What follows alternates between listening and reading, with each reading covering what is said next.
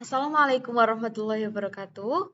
Kepada yang terhormat, Ibu Samsul Susilawati selaku dosen pengampu mata kuliah Perencanaan Strategik Pendidikan beserta teman-teman. Hari ini saya Nadia Rifki beserta teman saya Nur Wasilah akan menyampaikan materi tentang kepemimpinan dalam perencanaan strategik pendidikan. Nah, untuk latar belakangnya sendiri, sebagaimana yang kita tahu bahwasanya manusia diutus oleh Allah sebagai khalifah di muka bumi ini. Yang mana sebagai kodratnya manusia tentu menjadi pemimpin bagi dirinya sendiri dan nanti apabila di masa depan ia diamanahi untuk mengemban suatu lembaga sebagai pemimpinnya, maka manusia tersebut haruslah memiliki strategi atau cara tersendiri dalam membawa kepemimpinannya, yang mana strategi maupun cara tersendiri itu tadi bertujuan agar kepemimpinannya ini dapat berjalan dengan maksimal beserta akan berjalan secara efektif dan efisien. Yang mana nanti strategi juga berperan atau berfungsi sebagai jalan pintas pemimpin untuk mencapai tujuan lembaga ataupun tujuan organisasi.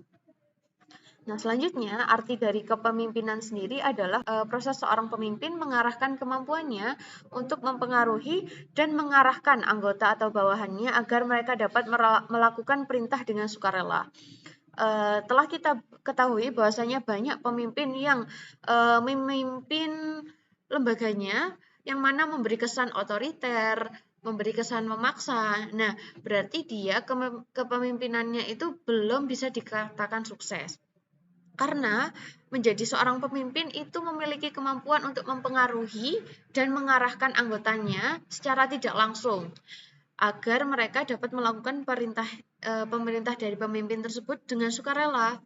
Jadi tanpa beban, melakukan dengan senang hati, dan dalam manajemen pemimpin berhak untuk mempengaruhi anggotanya dalam 4 komponen, yaitu merumuskan perencanaan, lalu ada pengorganisasian, lalu ada pelaksanaan dan juga proses pengawasan. Nah, selanjutnya tentang pengertian perencanaan strategik. Seperti yang kita tahu bahwasanya di dalam manajemen terdapat satu komponen yaitu perencanaan yang kini yang kita bahas kali ini adalah dispesifikkan tentang strategiknya. Sebagaimana yang kita tahu kalau strategik ini diperlukan oleh seorang pemimpin dalam mengelola lembaganya agar memiliki ciri khas tersendiri dan juga memiliki daya tarik bagi orang-orang yang ada di bawahnya. Sehingga dengan adanya strategik ini secara tidak langsung bawahan akan diharapkan dapat mudah terpengaruh dan mudah diarahkan untuk menuju dan mencapai tujuan tertentu.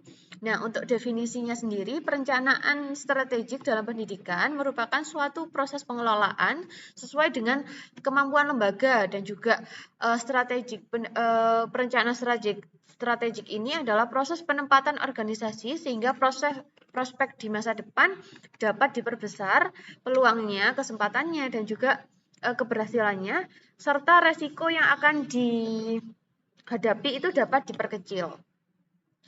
Nah, untuk perencanaan strategik ini dapat melibatkan sumber daya yang ada di sekolah, baik sumber daya manusia maupun sumber daya seperti fasilitas, prasarana, dan juga stakeholder-nya. Nah, oleh karena itu, tahap perencanaan strategik ini merupakan satu tahap yang penting yang mana di dalamnya terdapat kegiatan merumuskan tujuan, menyusun tahapan, menyusun strategi, menunjukkan anggota pelaksana, lalu juga perencanaan kegiatan pengawasan. Sehingga 4 komponen tadi, perencanaan, organisasi, actuating, dan juga pengawasan ini sudah dirumuskan dan juga disusun di awal tahap tadi, yaitu perencanaannya. Nah, adapun selanjutnya, pemimpin itu juga harus memandu jalannya langkah-langkah proses dalam perencanaan seperti menentukan tujuan, mengembangkan premis, menentukan alternatif tindakan seperti plan A, plan B, plan C, sebanyak yang mana nanti rencana yang disusun itu bisa dirumuskan sebanyak mungkin yang nanti bisa dijalankan sesuai yang mana rencana tersebut dapat mendekati tujuan yang akan dicapai. Lalu juga bisa mengevaluasi alternatif dan juga menerapkan rencana dan mengevaluasi hasilnya. Nah, lalu strategi sederhana yang dapat disusun oleh seorang pemimpin adalah sebagai berikut. Yang pertama, tentang wawasan waktu, yang mana nanti strateginya menggambarkan kegiatan dengan cakrawala jangka panjang atau pandangan yang jauh ke depan, yaitu untuk waktu untuk melaksanakan dan melihat hasilnya. Yang kedua yaitu dampaknya, yaitu nanti strateginya juga menyangkut pengaruh yang akan berarti pada hasil akhirnya. Jadi misalnya untuk plan A nanti kita perkirakan dan kita pikirkan apa dampaknya. Untuk plan B bagaimana hasilnya nanti. Jadi dan seterusnya. Lalu yang ketiga yaitu pemusat upaya, yang mana dengan memfokuskan pada kegiatan yang terpilih, mengharuskan pemusatan pemanfaatan sumber daya yang ada, sehingga pemusatan upaya ini merupakan salah satu upaya untuk melakukan organisasi ini secara efektif dan efisien. Lalu yang keempat yaitu ada pola keputusan, yaitu strategi mensyaratkan sederetan keputusan tertentu perlu diambil sepanjang waktu mengikuti suatu pola yang konsisten.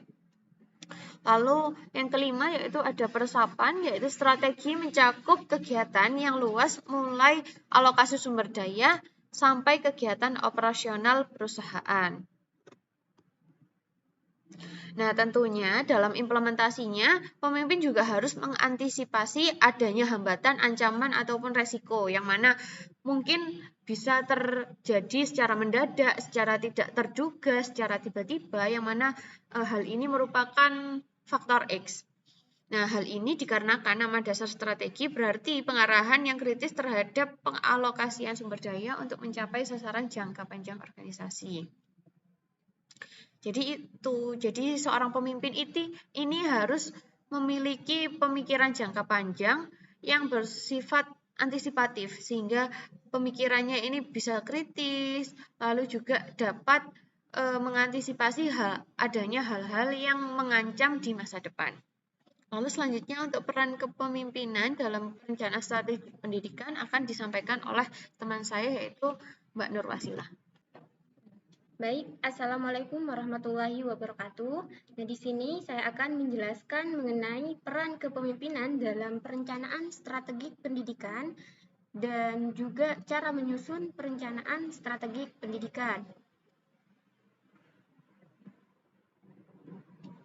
Perencanaan strategik merupakan suatu hal yang mencakup alat, prosedur, dan juga konsep untuk membantu pimpinan, yaitu contohnya kepala sekolah sebagai pimpinan di suatu lembaga pendidikan untuk mempelajari, bertindak, dan juga berpikir tentang lembaga pendidikan.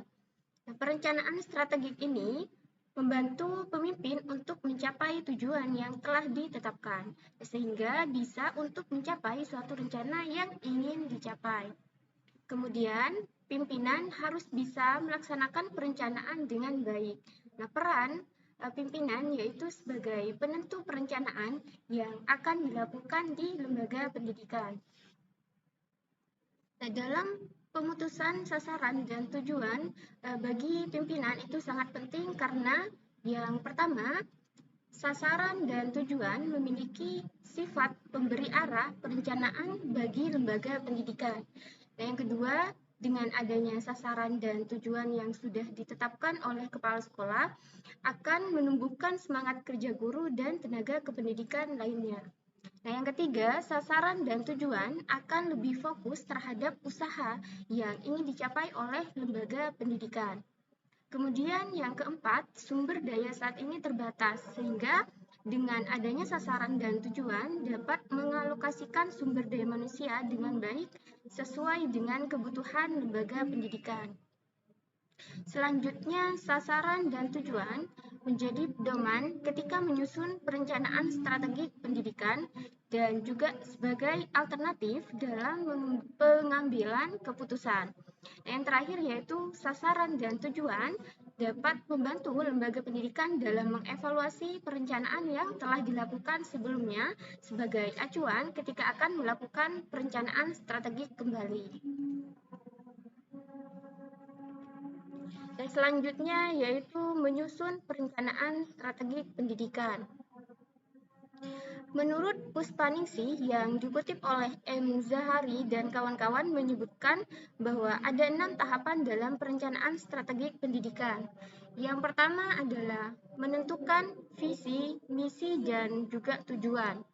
Nah, tahap ini menentukan dengan jelas visi, misi, dan tujuan pendidikan.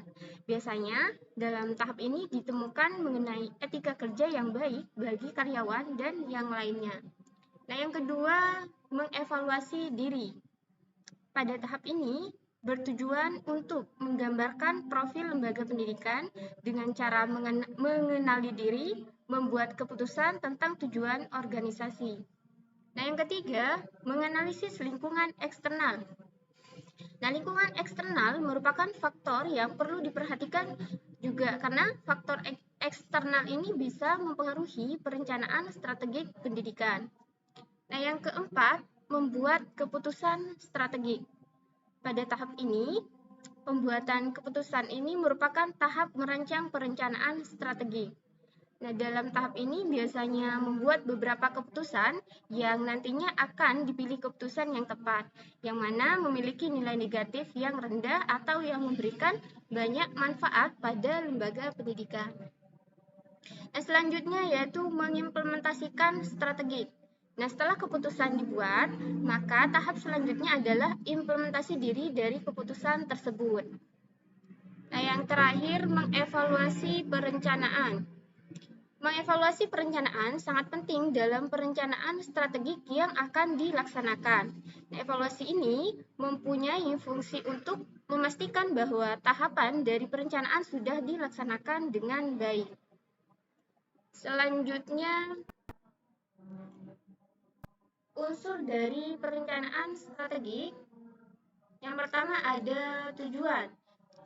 Nah, segala rencana yang akan dilaksanakan harus memiliki tujuan yang jelas, sehingga mencapai tujuan yang jelas karena untuk mempertimbangkan waktu yang tepat dalam pelaksanaan suatu tujuan dan juga waktu yang akan digunakan nanti.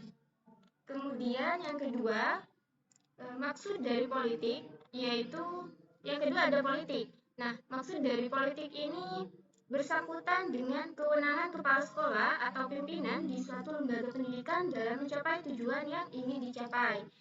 Kemudian yang ketiga ada prosedur, yaitu mengenai kegiatan yang sudah tersusun rapi untuk mencapai tujuan yang telah ditetapkan. Yang keempat ada anggaran.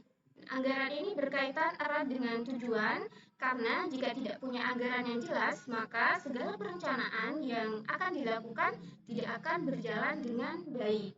Kemudian yang terakhir ada program. Nah, dalam membuat perencanaan program harus diperhatikan dengan baik, seperti melihat program yang sudah terlaksana pada tahun lalu, kemudian memperbaiki program yang akan datang dengan perencanaan strategis. Baik, itu saja yang mungkin dapat saya sampaikan. Wassalamualaikum warahmatullahi wabarakatuh. Demikianlah presentasi yang dapat kami sampaikan mengenai materi kepemimpinan dalam perencanaan strategi pendidikan. Bagi teman-teman yang memiliki kritik, saran, komentar, ataupun pertanyaan, sangat diperbolehkan untuk menulis di kolom komentar. Baik, ihdinas shiratal mustaqim wal afu minkum. Wassalamualaikum warahmatullahi wabarakatuh.